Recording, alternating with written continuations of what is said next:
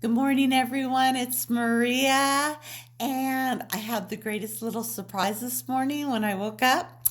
In my email inbox, Diane Woodall at Soda Line Times has just released Hot Glass for Cool Kids Volume 4.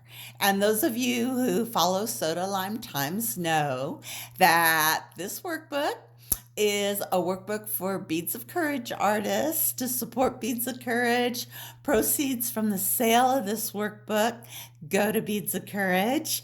And I made a little hairy bird tutorial. I made the cover page. Oh, look, a cover girl. I made the cover. Anyways, proceeds from the sale of this workbook go to support Beads of Courage.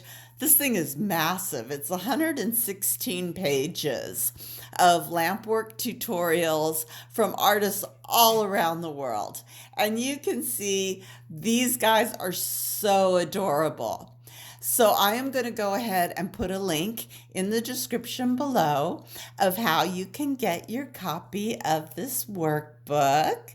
Thanks so much for tuning in, and I'm planning to come back tomorrow morning with another video of my own.